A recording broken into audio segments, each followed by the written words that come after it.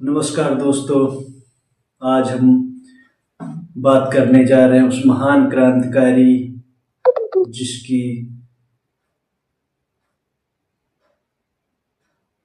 बदौलत आज हम भारत देश में सुकून की सांसें ले रहे हैं। उस वीर क्रांतिकारी की जिसके नारों से आज भी हमारा भारत का एक एक वीर पुत्र, एक एक यंग जनरेशन के रोए खड़े हो जाते हैं। बात करते हैं 23 मार्च 1931 की, उस काली रात के बारे में जिस रात उन 3 क्रांतिकारियों को फांसी की सजा दी गई।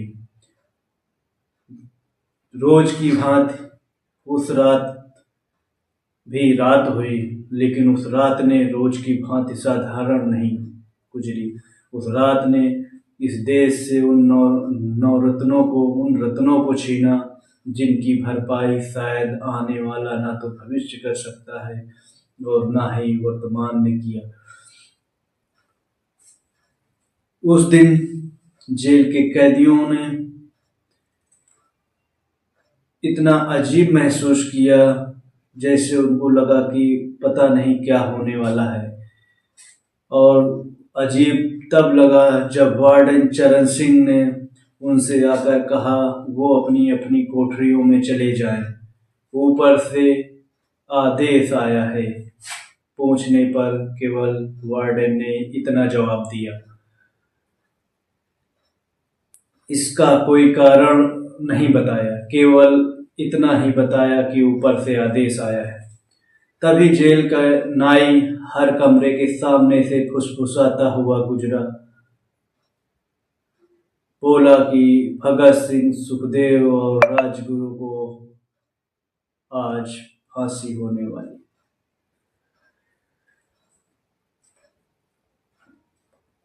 जेल के कैदियों ने ये दिली इच्छा जाहिर की कि भगत सिंह की फांसी के बाद उनकी कोई भी सामान लाकर उनको दे दिया जाए, जिससे कि वो अपने बेटों, बेटियों, पोते, पोतियों को यह बता सके कि कभी वो भी भगत सिंह के साथ जेल में बंद थे। तभी बरकत भगत सिंह की कोठरी में गया और उनका पेन और कंघा ले आया। जेल के कैदियों में उस सामान को लेके इतनी होड़ लग गई कि काफी ज्यादा बवाल होने लगा। लेकिन थोड़ी ही देर बाद सारे कैदी चुप हो जाते हैं। उनकी निगाहें उस कोठरी से होकर जाने वाली रास्ते पर टिक जाती हैं, जिस रास्ते से भगत सिंह, राजगुरु और सुखदेव को फांसी के तख्ते तक ले जाया जाएगा। भीमसेन सच्चर ने उनसे एक बार पूछा था कि लाहौर षड्यंत्र केस में आपने अपनी पैरवी क्यों नहीं की, तो भगत सिंह का जवाब था कि इनकलाबियों को मरना ही होता है, क्योंकि उनके मरने से ही उनका अभियान मजबूत होता है, अदालत में अपील से नहीं।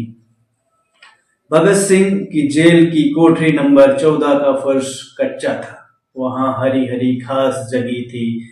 कोठरी में बस इतनी सी जगह थी कि बस मुश्किल से उनका शरीर आ पाता था।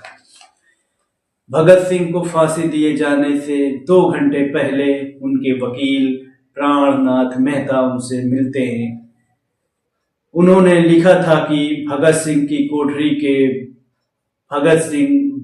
सिंह से वो मिलने गए तो वो अपनी कोठरी के अंदर एक शेर की तरह चक्कर लगा रहे थे। भगत सिंह ने उनसे पूछा, आप मेरी किताब लाए हैं, रिवॉल्यूशनरी लेनिन।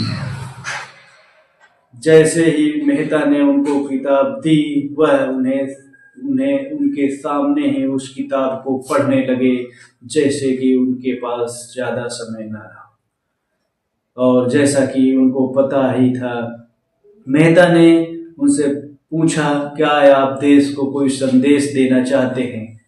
भगत सिंह ने किताब से मुंह हटाए बगैर कहा, दो संदेश, साम्राज्यवाद मुर्दाबाद, इंकलाब जिंदाबाद। इसके बाद भगत सिंह मेहता से कहा कि पंडित नेहरू और सुभाष चंद्र बोस को मेरा धन्यवाद कहिएगा, जिन्होंने मेरे केस में गहरी रुचि ली।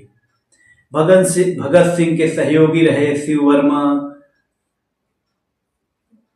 अपनी किताब रिमिनिसेंस ऑफ फेलो रिवॉल्यूशनरी में लिखते हैं, मैं भी उसी जेल में था जिसमें भगत सिंह को रखा गया था। एक शाम हमारी जेल के ताले खोले गए और हमसे बाहर निकलने को कहा गया। सरकार चाहती थी कि भगत सिंह की फांसी से पहले हमें वहां से हटा दिया जाए। गेट की तरफ जाने से पहले जेल के सुपरिटेंडेंट ने हमसे पूछा, क्या आप अपने कामरेडों से मिलना चाहते हो? तभी हमको भगत सिंह की कोठरी के बाहर ले जाया गया। उन्हें देखते ही शिव वर्मा बताते हैं कि मेरी आंखों से आंसू निकलने लगे। जैसे ही भगत सिंह ने ये देखा तो भगत सिंह ने शिव वर्मा से कहा, यह भावुक होने का समय नहीं है, जल्दी ही मैं सारी चिंताओं से मुक्त हो जाऊंगा। तुम वादा करो, तुम हार नहीं मानोगे। ये मेरी भगत सिंह से अंतिम मुलाकात थी, शिव वर्मा कहते हैं।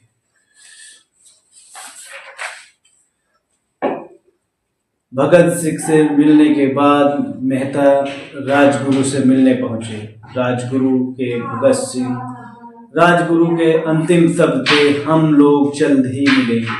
सुखदेव ने मेहता से कहा, जेलर से उनका कैरम बोर्ड ले लेना जो उन्होंने दिया था।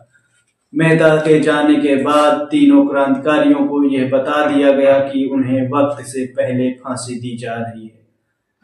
अगले दिन सुबह 6 बजे की बजाय उन्हें उसी शाम 7 बजे फांसी पर चढ़ा दिया जाएगा। भगत सिंह बोले, क्या आप मुझे इस किताब का एक अध्याय भी नहीं खत्म करने देंगे? भगत सिंह जेल के मुस्लिम कर्मचारी बेबे से कहा था कि मेरी फांसी से एक दिन पहले अपने घर से बनाया हुआ खाना मेरे लिए लेके आना। लेकिन दुर्भाग्य की बात ये रही कि बेबे ने उनकी अंतिम इच्छा पूरी नहीं कर पाए, क्योंकि फांसी की जो सजा थी वो 12 घंटे पहले ही निर्धारित कर दी जाने के कारण बेबे जब खाना लेकर पहुंचे तब जेल के दरवाजे गेट बंद कर दिए गए थे और बेबे को जेल के अंदर जाने की अनुमति ही नहीं मिली थी। तीनों क्रांतिकारियों को उनके कमरों से बाहर निकाला गया और वो तीनों आपस में हाथ जोड़े अपना प्रिय क्रांतिकारी आजादी गीत गाने लगे। कभी वो दिन भी आएगा कि जब आजाद हम होंगे, ये अपनी ही जमी होगी, अपना आसमान होगा। वजन करने के बाद पता चला कि तीनों क्रांतिकारियों के वजन पहले से ज्यादा हो गए थे। चरण सिंह ने भगत सिंह के कान में फुसफुसाकर कहा कि वाहेगुरु को याद करो। तो भगत सिंह बोले, पूरी जिंदगी तो मैं ईश्वर को पूजता रहा, उसको कभी याद नहीं किया। मैं ईश्वर पे विश्वास नहीं करता हूँ। आज मैं अंतिम समय पे अगर उसको याद करूँगा और उससे क्षमा माफी मांगूंगा तो उसको यही लगेगा कि आज ये डर की वजह से मुझे याद कर रहा है, मुझसे माफी मांग रहा है। अगर अब मैं उससे माफी मांगूंगा तो वह कहेगा इससे बड़ा डरपोक कोई नहीं है। अंत नजदीक आ रहा है, इसलिए माफी मांग रहा है। इसके बाद एक क्रांतिकारी गीत गाते हुए, सरफरोशी की तमन्ना अब हमारे दिल में है। इस गाने को गाते हुए और इंकलाब जिंदाबाद, हिंदुस्तान आजाद हो के नारे के बीच तीनों महान क्रांतिकारियों को फांसी देने के लिए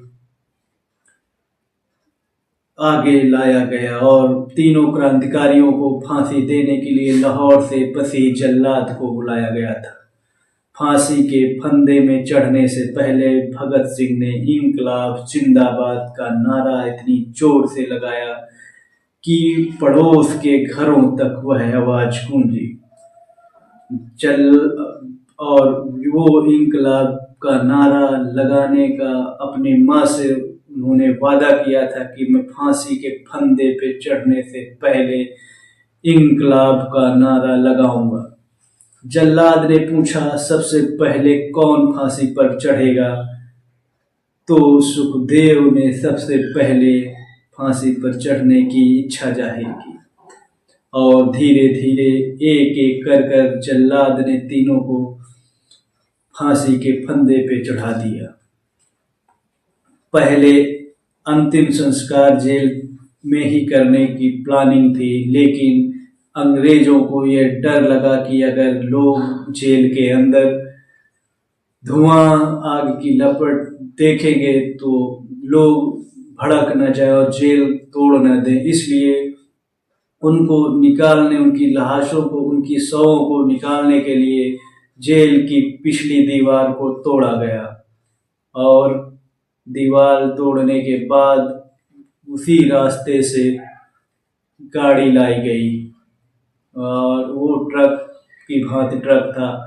ट्रक लाने के बाद उन शवों को इतना बेरहमी से, इतना अपमानित करके फेंका गया कि जैसे किसी जानवर की लाश फेंकी जाती है। पहले तय किया गया था कि उनका अंतिम संस्कार रावी के तट पर किया जाएगा, लेकिन ये रावी का पानी इतना ज्यादा बढ़ जाने के कारण सतलज नदी के किनारे उनके शवों को लाया गया और जैसे ही पता चला कि वो शव, जैसे ही लोगों को पता चला,